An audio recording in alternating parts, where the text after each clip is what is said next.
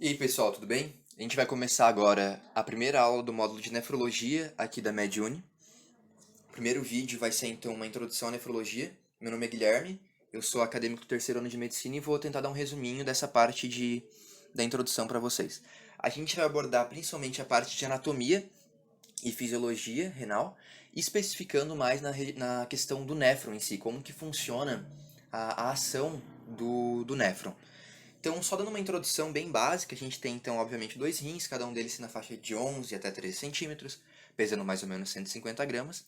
E o rim, ele é dividido em duas partes, a parte cortical e a parte medular.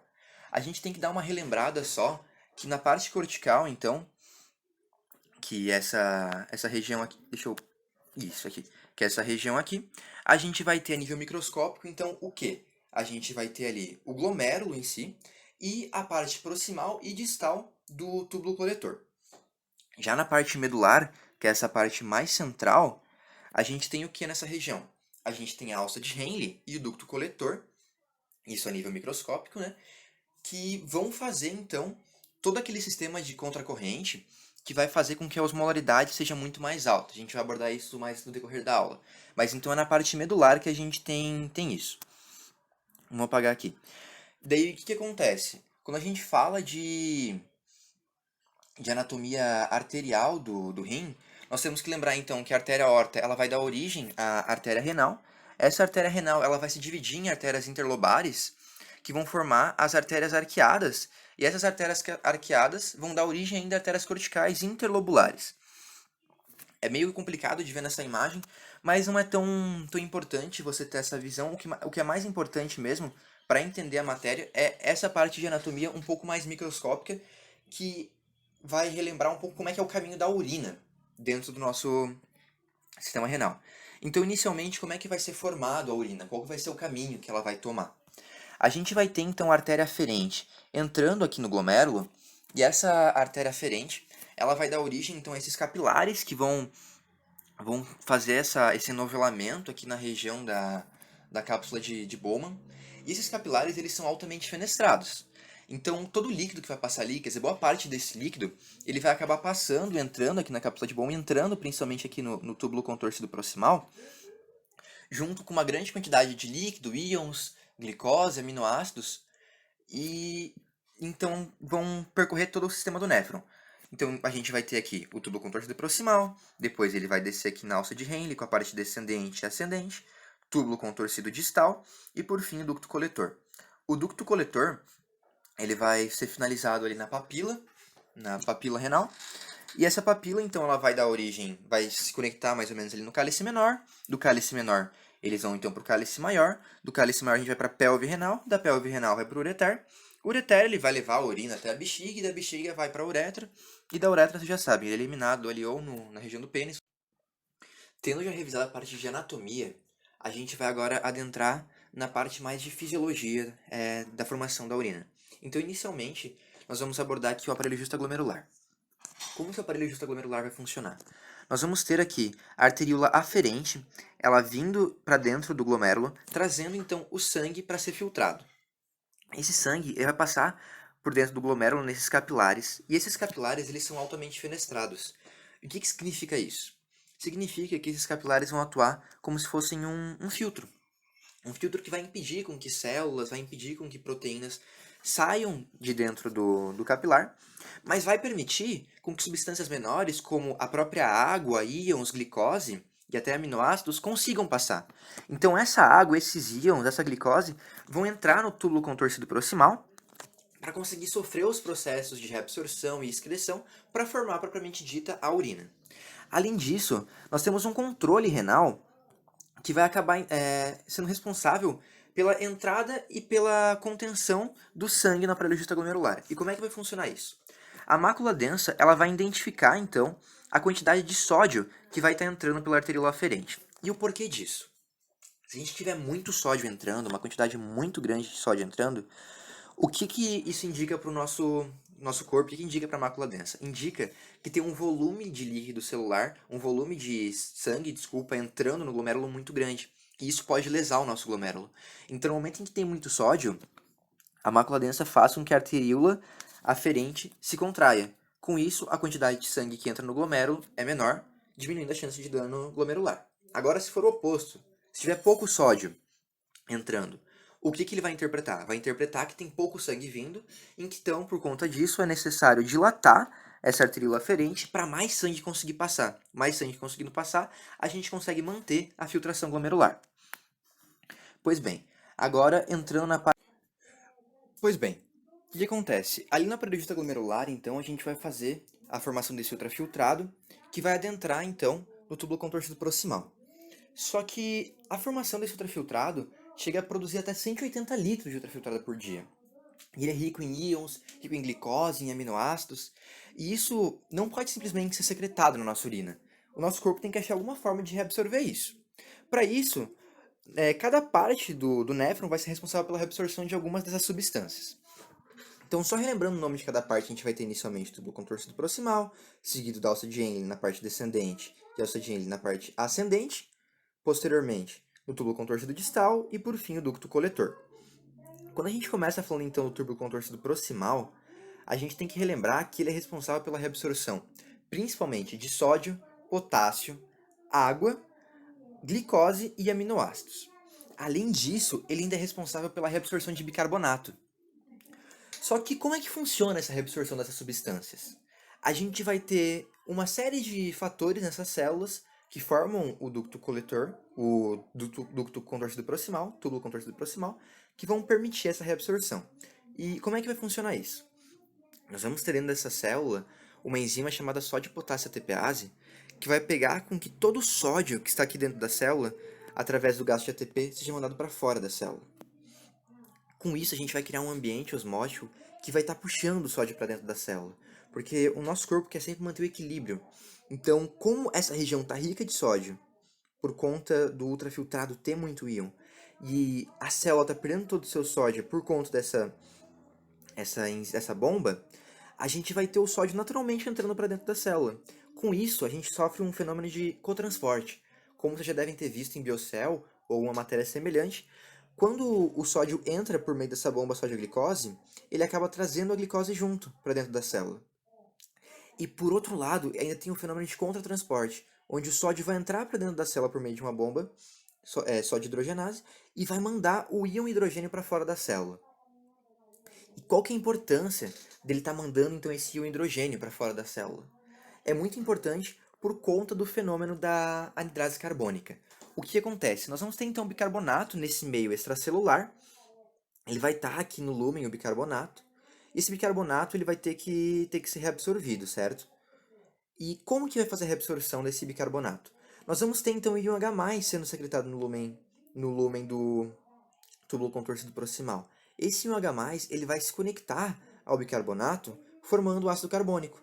E o ácido carbônico ele é altamente instável, então quando ele forma, ele praticamente instantaneamente vai se transformar em CO2 e água. E todo esse fenômeno, ele é acelerado, ele é catalisado por uma enzima, que é a anidrase carbônica. Por conta disso, todo o processo torna-se muito mais rápido. Então, nessa região do túbulo contorcido proximal, por conta dessa bomba sódio-potássio e por conta dessa enzima de anidrase carbônica, o bicarbonato ele vai ser então transformado em CO2 e água. E com isso, a água vai conseguir adentrar aqui dentro da célula e o CO2 é a mesma coisa, consegue passar diretamente a membrana. Pois bem, depois do túbulo contorcido proximal, a gente tem que fazer reabsorção de outras substâncias, vai continuar reabsorvendo água. E aqui na alça de Henle, nós vamos ter duas divisões, a parte descendente e a parte ascendente. A parte descendente, nós vamos ter então a reabsorção de água, e a parte ascendente ela é impermeável à água. Então a gente não consegue reabsorver essa água. Só que ela tem uma série de bombas que mandam sódio e mandam cloro para fora. Por conta disso, a gente consegue reabsorver íons nessa região. E por meio dessa característica da alça de Henle na parte ascendente ser impermeável, a gente cria um fenômeno, que é o fenômeno de... Desculpa, que é o fenômeno de contracorrente, que a gente chama. E como é que funciona esse fenômeno? Inicialmente, a gente vai ter, então, uma urina com uma concentração X. Aqui nesse exemplo, ela vai ter uma concentração de 300. E como eu comentei, na parte descendente, a gente vai ter o quê? A gente vai ter a reabsorção de água. Então, a água que está aqui, ela vai sair em direção ao interstício E com isso a urina fica cada vez mais concentrada. Como vocês podem ver, a urina vai ficando cada vez mais concentrada. Só que de forma concomitante, a gente vai ter na alça de Henle, na parte ascendente, a, a reabsorção de íons. Então, cada vez mais a gente vai mandando íons de dentro da parte ascendente para o lúmen, deixando o lúmen cada vez mais concentrado. E como essa parte aqui é impermeável, a parte ascendente, ela vai perdendo sais, mas mantém com a água. Então, o líquido que está ali dentro permanece e os sais saem. Por conta disso, a parte ascendente cada vez mais fica diluída. No final de todo esse processo, o que a gente vai formar é o seguinte: nós vamos formar um meio intersticial altamente osmolar, chegando até uma osmolaridade de 1200. É muito importante gravar esse número, porque algumas questões que caem em vestibular não, que caem em prova de residência, elas exploram isso daqui, e formando então uma urina bem mais diluída. Além da alça de Henle, nós vamos ter então outra parte, que é o túbulo contorcido distal. O túbulo contorcido distal, então, ele vai ser responsável pelo ajuste fino da concentração de sais que a gente tem no nosso corpo, que tem na nossa urina. Esse ajuste fino, ele vai então ser responsável por 5% da reabsorção de sódio. Nós vamos ter bombas sódio-cloro nessa região. Mas o principal que você tem que lembrar quando trata do túbulo contorcido distal é o controle da quantidade de cálcio e magnésio. Essa é a principal importância do túbulo contorcido distal. A gente vai ter um pouquinho de reabsorção de sódio por conta das bombas sódio-cloro, mas o cálcio e o magnésio é o que diferencia ela das demais partes do néfron. Por fim, então, finalizando toda essa explicação, a gente vai ter então o ducto coletor. O ducto coletor, ele tem uma forte interação com vários hormônios. A gente vai ter nessa região, então, o ADH agindo, a aldosterona agindo. E o que acontece na região do ducto coletor? Inicialmente, em uma situação sem ação de nenhum hormônio, o ducto coletor ele é impermeável à água. Simplesmente a água que está aqui dentro não consegue sair. E o ducto coletor secreta muita ureia para fora na direção do lúmen. Lembra que eu tinha explicado para vocês o mecanismo de contracorrente? Então, o que acontece? Esse lúmen ele é altamente osmolar, chegando até 1200 de osmolaridade. E a urina que está aqui dentro do ducto coletor, não. Ela é bem diluída, estando na faixa de 100, 200 miliequivalentes osmolares. Enfim, o que isso quer dizer? Quer dizer que aqui fora está altamente concentrado e aqui dentro está altamente diluído. Se a gente tivesse uma conexão d'água de dentro do lúmen para fora, na região do interstício, a água naturalmente ia querer sair para diluir essa região. E é aí que a gente entra então nos hormônios. O que o ADH vai atuar fazendo? O ADH ele é responsável então por permitir com que algumas proteínas que nós temos nessas paredes, chamadas de aquaporinas, se abram. No momento então que a gente tem a secreção de ADH pela hipófise, o ducto coletor ele vai abrir essas enzimas, vai abrir essas aquaporinas, e o líquido que está aqui dentro ele vai sair em direção ao interstício a fim de tentar diluir esse interstício. Então a urina ela vai ficando cada vez mais concentrada. A concentração máxima que a urina consegue chegar é a concentração que a gente tem no lúmen. Então a gente consegue concentrar essa urina até 1200.